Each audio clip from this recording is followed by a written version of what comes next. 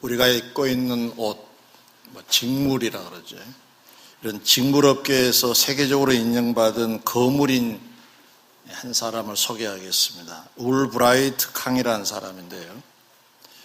그는 이 직물업계에서만 유명한 것이 아니라 좀 독특한 이력을 갖고 있는데 화가로도 그 명성을 높인 사람입니다. 그에 대한 일화입니다. 그가 어렸을 때 화가가 되고 싶었는데 여러 사정상 그림 공부를 못했다고 합니다. 세월이 많이 지나서 이제 성인이 되었는데 어느 정도 자리가 잡혀질 때 어머니에게 이런 대화를 서로 나눴다고 합니다. 어머니, 제가 그림을 그리는 건 너무 늦은 건 아닐까요? 그리고는 싶은데 나이가 너무 많아서 어머니에게 이런 자문을 구하게 됐습니다. 어머니의 말씀입니다. 성공과 실패의 분수령이 되는 말은 나에게는 시간이 없다라고 하는 말이란다 라고 말해 줬다고 합니다. 성공한 사람들과 실패한 사람들의 어떤 그 분수령은 시간이 없다라고 하면은 실패가 되지만 없는 시간이라도 쪼개서 쓰는 사람에게는 성공이 있다고 하는 교훈 아니겠습니까? 이 말에 도전을 받아서 시간을 쪼여 사용하다 보니까 어느 날 그가 화가가 되어 있었다라고 하는 그런 고백을 했습니다. 시간은 지나갑니다. 해야 할 일을 놓쳐버리면 그건 없는 것이죠. 근데 가는 시간들을 붙잡아서 뭔가를 하면 그건 그대로 남게 되겠죠. 또 한 분을 소개하겠습니다. 젊은 사람이 중병에 걸려서 사경을 헤매고 있을 때 가족들이 돌아가면서 이제 병간호를 하게 됐다고 합니다. 아버지 차례가 되었습니다. 아버지도 한 가족의 일원이니까 아들을 이제 내가 병간호 해야지 하고 저녁에 이제 아들 곁에서 하룻밤을 보내게 됐습니다.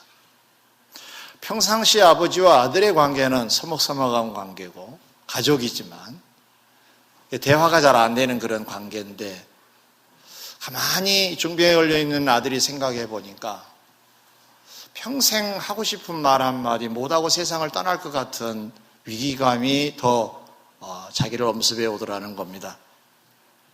그래서 마음 먹고 내가 곧 죽을 건데 무슨 말을 못하겠는가 싶어서 병간호하고 계신 아버지에게 아버지, 제가 아버지를 사랑합니다 라는 말을 건넸다고 합니다.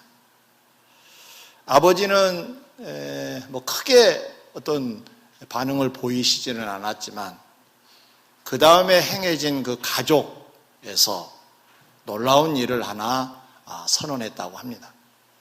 그 일은 그 집은 평상시에 이 아들만 예수를 믿고 나머지는 예수를 안 믿는 가족인데 제사상을 다 차려놓고 조상들에게 절을 하면서 예수 안 믿는 사람이니까요.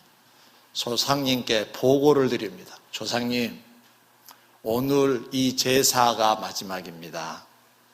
이제는 제사 안 드릴 겁니다. 오늘 많이 잡수세요. 그리고 나는 아들처럼 예수 믿을 겁니다. 했다고 합니다. 투병 중인 아들이 아버지를 사랑합니다라는 말을 안 했더라면 이런 일까지 일어났을까 하는 생각을 해볼 때 시간 지나가고 있지만 해야 할 뭔가를 해야 성공하지 않겠느냐라고 하는 생각을 해보지 않을 수가 없습니다. 우리 모두 다 24시간 하루를 하루씩 보내고 한 주간을 지나고 또 한 달을 보냅니다. 뭔가 해야 하는데 여의치 않아 못하고 있다면 그만큼 못하는 것이고 그만큼 실패가 되는 거고 성공은 아니 되겠죠. 그렇죠? 이유가 있든 이유가 없든 간에 해야 할 말이나 행동을 못하면 못 이루는 것이 되겠죠. 특별히 우리는 신자들입니다. 세상에서도 성공해야 되겠지만 신자는 신앙으로 성공해야 될 사람들인 줄 믿습니다. 왜 그러냐 하면은 세상의 일은 세상에서만 필요한 것들입니다. 세상이 끝나면 다 끝나고 맙니다. 성공이든 실패든. 그러나 신앙은 영원하고 연결이 되어 있습니다. 그러므로 만약에 세상은 성공했지만 부귀영화를 누리는 인물이 되었다 하더라도 신앙이 만약에 실패가 되면 영원한 실패자 아니겠습니까? 그런 의미에서 보면 신앙의 성공은 다 성공이라고 할 수가 있습니다. 그럼 어떻게 하면 신앙을 성공할 수 있을까요? 신앙의 시간도 역시 24시간 동일하게 지나가고 있습니다. 순간 해야 될 일을 놓쳐버린다면 성공이라고 말할 수 없다고 했지요. 오늘 본문을 보니까 이스라엘 백성들과 하나님의 관계가 소개되고 있습니다. 성경을 통해서 하나님이 이스라엘 백성들에게 어떻게 하셨는가와 무엇을 요구하신가가 기록되어 있습니다. 그 뜻을 알고 행한 경우도 있고 행하지 못한 경우도 있는데 소위 이 세상을 살아가는 우리 성도들의 축복밭처럼 소개가 되고 있어서 여기서 오늘 우리 답을 좀 찾고자 합니다. 첫 번째로 이스라엘 사람들은 애굽이라고 하는 나라에서 철저하게 노예로 살았던 사람들입니다. 그런데 하나님의 은혜로 그들은 구원을 받게 됩니다. 할렐루야. 곧 성경 두 번째 책인 출애굽기라고 하는 책이 애굽이라고 하는 곳에서 나온 기록이기에 이스라엘 백성들의 입장에서 보면 구원의 여정이라고 말하면 될 것입니다. 그 구원의 여정, 소위 그 시작점, 애굽에서 나온 이후, 구원받은 이후에 그들은 무엇을 했을까? 이게 우리의 본이 되겠죠. 출애굽기 15장에 보니까 출애굽을 바로 하고 홍해를 막 건너서 했던 일이 15장에 기록되어 있기를 모세와 백성들이 노랫말을 지어 찬송하기를 시작했다라고 기록을 하고 있습니다. 찬송 가사를 만들어서 찬송을 한 거예요. 하나님 앞에. 때로는 시처럼 낭송하기도 하고 이렇게 되었습니다라고 보고하면서 하나님을 높이는 시간이 15장의 기록입니다. 근데 그 뒤를 이어서 보니까 백성들과 모세와 함께 이 노랫말로 찬송을 하고 있자 모세 가족인 누이되는 미리암이라는 여인이 여성 대표자로서 소고를 잡습니다. 악기를 잡았다는 얘기입니다. 그리고 소고를 치기 시작했겠지요. 그러자 모든 여인들도 각자 가지고 있는 소고를 취하여 다 나와서 소고를 치고 그리고 얼마나 흥이 났든지 춤까지 추었다라고 기록을 하고 있습니다. 상상해 보십시오. 오랜 세월 동안 노예 생활만 하던 그들에게 이제 자유인이 되었습니다. 그들을 억압하고 그들을 죽이려고 쫓아온 애국 군대들은 다 홍해물에 수장이 된 것을 생생하게 지금 바로 목격을 했습니다. 얼마나 놀랍고 얼마나 가슴 떨리는 순간이었겠습니까? 그걸 그대로 표현했습니다. 노래하고 그리고 춤을 추고 악기를 동원하여 하나님 앞에 찬송하는 그들이 되었습니다. 이곳에서 우리에게 주시는 교훈이 무엇입니까? 구원받은 자들은 구원을 시키신 그 하나님을 사랑하고 존중히 여기고 경외할 뿐만 아니라 그분께 박수를 보내야 된다라고 하는 차원에서 찬송하자고 한 것입니다. 그 구원받은 사람들은 어떻게 살아야 되느냐? 요약하면 구원시키신 하나님을 경외하고 그분께 우리는 찬송하는 것이 맞다라고 하는 답입니다. 따라하십시다. 구원받았으니 하나님을 경외하고 하나님을 찬송합시다. 할렐루야. 에베소서 1장 3절 이하에 보면 하나님이 사도 바울에게 구원의 도리를 기록하게 하셨습니다.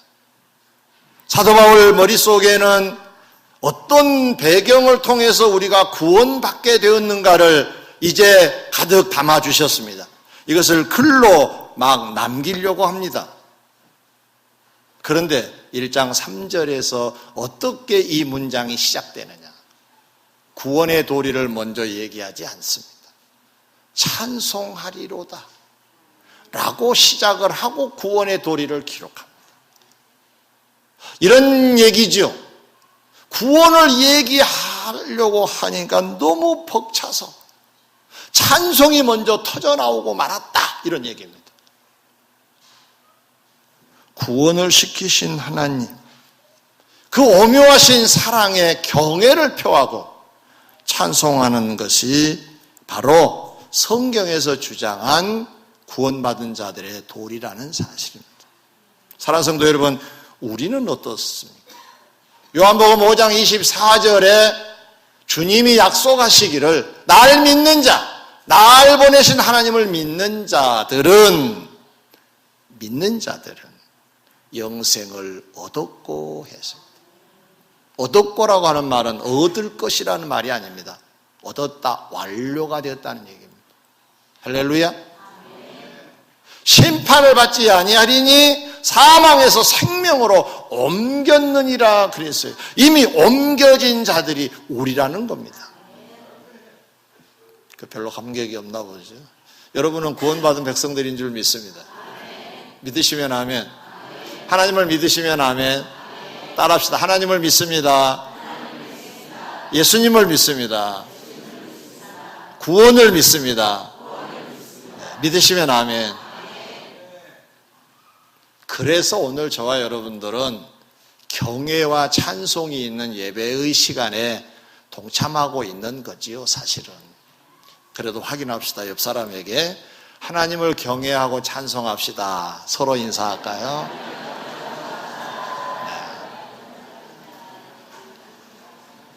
뒤에도 하십시오. 다시 한번 합시다. 뒷사람을 해서 시작. 하나님을 경외하고 하나님을 찬송합시다. 두 번째로, 이스라엘 사람들은 출애굽만 한 것이 아닙니다. 하나님의 역사는 본격적으로 시작이 되었습니다. 그래서 가나안 가기까지 험한 광야 생활이 있었는데 그 광야길로도 인도를 하셨다 그랬어요. 자, 인도받은 이스라엘 백성들에게 성경은 무엇을 원하고 있을까요? 그들은 구원받았을 때 하나님께 경외하고 하나님을 찬송하는 일을 자발적으로 했어요. 그래서 하나님께서는 받으시고 그들을 인도해 가시는데, 인도받은 그들에게 이번에는 하나님의 요구사항이 계십니다. 신명기 8장 2절, 내 하나님 여호와께서 이 40년 동안에 내게 광야 길을 걷게 하신 것을 기억하라. 기억해야 한다고 말씀하십니다. 곧 인도에 대한 하나님의 은혜를 기억해 두라는 말씀입니다. 기쁘신 뜻이 계신 것을 기억해 두라는 말씀입니다. 광야 40년 생활, 생생하게 기억해 두라고 말씀하십니다. 근데 여기에 조금 모순이 있는 것 같습니다. 제 생각이에요. 좋은 건 기억하면 좋겠는데 힘들고 어려운 걸 기억하면 어떻게 생각하면 나쁜 하나님이신가? 나쁜 하나님으로 기억하라는 말씀인가? 이렇게 오해하기가 쉽습니다. 그래서 이걸 좀 풀어드려야 됩니다. 그렇지 않으면 이 비밀이 풀려지지 않습니다. 광야 생활을 크게 둘로 나눕니다. 하나는 좋은 것이 있는 광야, 하나는 힘든 것이 있는 광야로 대별할 수가 있습니다. 자, 첫 번째로 좋은 것이 있는 광야 편을 먼저 기억해 보십시다. 구름 기둥, 불 기둥. 이게 그냥 우리는 쉽게 생각하기 쉬운데 구름 기둥이 얼마나 중요하냐 하면요, 광야는 더운 곳입니다. 저도 성지순례를 하면서 애굽에서 나와서 이스라엘에 가는 중에 광야 체험을 조금 해보았습니다. 조금 해봤는데도 엄청 어렵더라. 이게 힘든 곳입니다. 그런데 힘들지 않게 보호하신 사건이 구름을 이렇게 가려주는 겁니다. 태양의 열기를 차단해 주는 겁니다. 마치 시원한 에어컨이 있는 무슨 안방처럼 말입니다. 그리고 밤에는 여기가 추위가 온다는데 이 추위를 막아주는 불기둥으로 그들을 보호해 주셨다고 성경은 기록합니다. 뿐만 아니라 그들이 배고파 죽을까 싶어서 하늘에서 만나를 내려 그들을 먹게 하셨다고 했습니다. 목말라 한 그들에게 반석을 쳐서 물을 주셨습니다. 이게 다 좋은 것들입니다. 엘림 같은 오아시스를 만나게도 하시고, 더 놀라운 사실은 40년 동안 옷이 헤어지지 않게 하셨고 발이 부르트지 않도록 하셨다고 기록을 합니다. 이것은 좋은 것들이죠. 좋은 것을 기억하라. 이 이면에는 어떤 메시지가 들어있습니까? 그렇게 내가 했어, 그런 뜻 아니겠어요? 이 나를 기억하고 하나님의 은혜에 늘 고마워하면서 살아야 된다. 앞으로 가나안에 들어가더라도, 이런 얘기잖아요. 자, 우리 얘기를 잠깐 좀 짚고 넘어갈까요? 우리는 어떻습니까? 좋은 일이 있을 때 어떠신가요?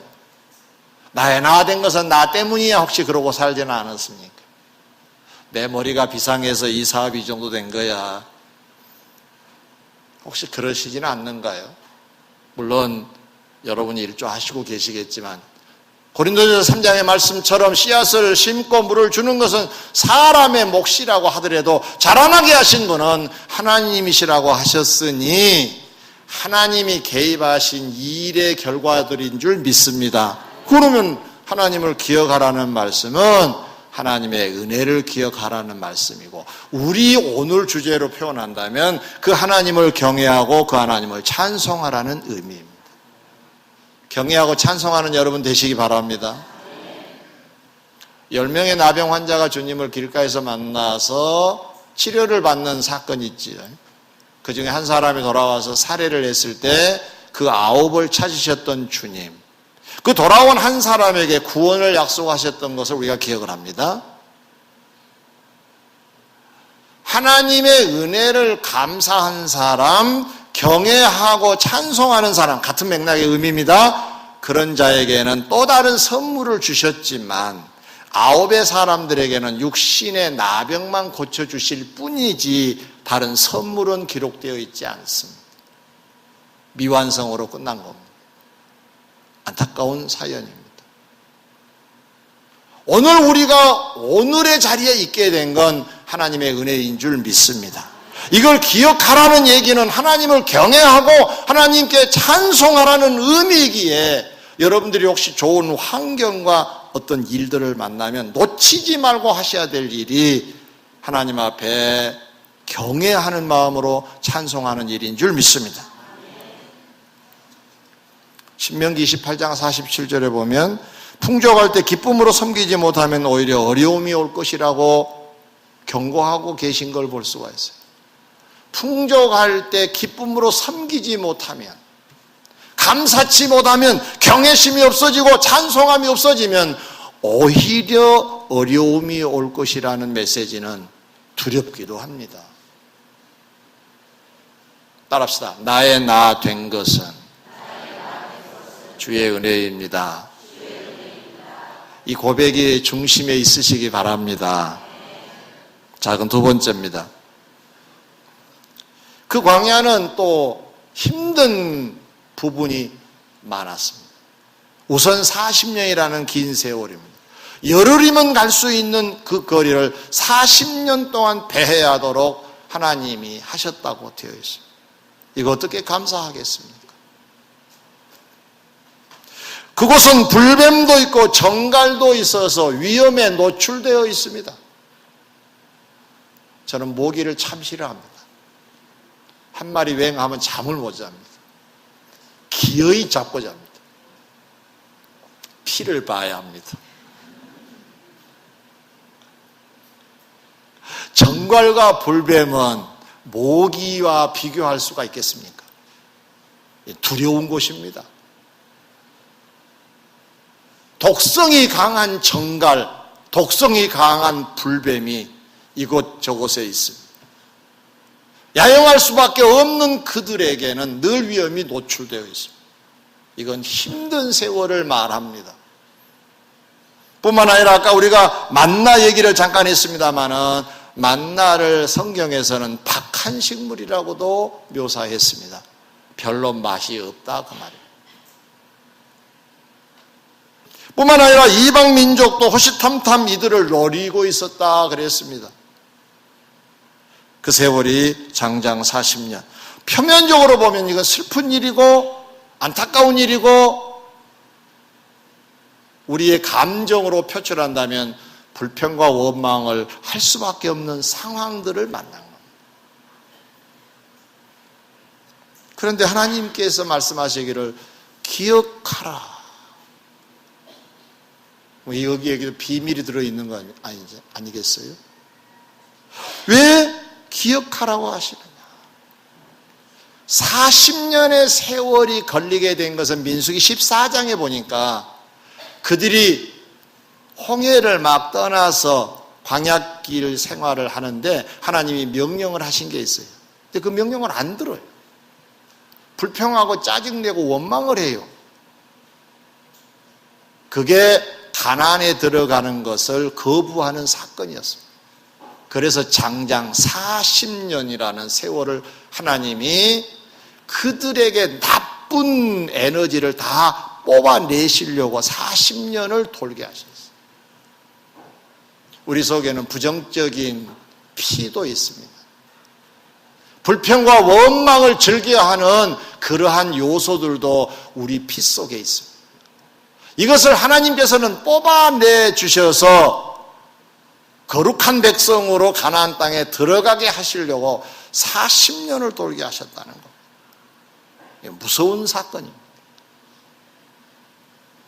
뿐만 아니라 이 과정을 통해서 신명기 8장 2절로 3절에서 강조하시기를 겸손하게 만드시려고도 하셨다 그랬습니다. 뿐만 아니라 하늘에서 내리는 만나를 통해서 사람이 떡으로만 사는 것이 아니라 하나님의 입에서 나오는 모든 말씀으로 산다는 것을 생생하게 느끼고 배우게 하시려고 그렇게 만나도 주셨다고 성경이 기록합니다. 결국 이걸 모아서 말하면 지금은 아프지만은 광야에서 나쁜 것을 다 뽑아내버리고 가나안에 가서 잘 살게 하시려고 하는 유익된 자로 세우시려고 하는 의도가 있으셨고 겸손하게 하시고 하나님 입에서 나오는 모든 말씀으로 살아야 된다는 것을 교육하시려고 이 과정을 지나셨으니까 결론은 무엇입니까? 그들을 유익되게 하시려는 하나님의 뜻이 계셨다는 것입니다. 그렇다면 이 모든 과정에서 우리가 어떻게 살아야 되겠습니까? 우리를 유익되게 세우시려고 가나안 입성을 시키시려고 그 광야길 굳은 힘들고 어려운 불평이 나올 수밖에 없는 환경을 허락하시는 인도가 계셨다는 얘기니까 결국 그 배후에는 하나님이 계시기에 그 하나님의 기쁘신 섭리를 경외하고 찬송해야 맞다는 것입니다. 이스라엘의 성군이라고 일컫는 다윗이 성군이 되기까지는 그의 과거가 한 목소리였습니다. 양치기, 자기의 존재를 시작해 했던 양치기, 가장 천한 직업이었다고 합니다. 그것뿐만 아니라 상당히 성년이 되었을 때도 사울이라고 하는 초대 왕의 도전을, 시샘을 계속 받고 산 그러한 장본인입니다. 훗날 다윗이 성군이라고 하는 명칭을 얻게 되는 데는 이러한 것들이 배후에 있었다는 걸 우리는 부인하지 않습니다. 그러면 이 말을 바꿔서 말하면 목동 시절이나 그리고 사울의 도전이나 모두 다 다윗을 유익되게 했던 것들입니다. 그것도 사실 하나님이 배후에 계시는 인도셨기 때문에 다행스럽게도 다윗은 그 비밀을 알았던지 과정에 불평과 원망을 하지 않습니다. 늘 하나님을 경외하고 찬송하는 자로 성경에는 묘사하고 있습니다. 사랑하는 성도 여러분, 지금 무슨 과정을 만나고 있습니까? 그 과정 배후에 우리를 복되게 하시려고 하는, 우리를 사랑하신 하나님이 계신 것을 우리는 기억해야 합니다. 그 심오한 사랑의 인도 앞에 경애와 찬송을 드리는 것이 우리가 해야 될 마땅한 일인 줄 믿습니다. 어떤 분이 이런 말을 했습니다. 우리의 현실은 물건을 포장한 포장지와 같다. 그 포장지를 뜨면 안에 물건이 있는데 그 현실 속에 담겨져 있는 그 안의 내용물은 하나님의 최선의 것이 그 속에 있다라고 말을 했습니다. 이런 얘기입니다. 우리의 현실은 불만을 가질 수밖에 없고 불평할 수밖에 없는 현실이라 하더라도 그 속에 담겨져 있는 것은 들여다보니까 하나님의 최선의 그 가장 좋은 것을 담아놓고 계시더라는 것입니다.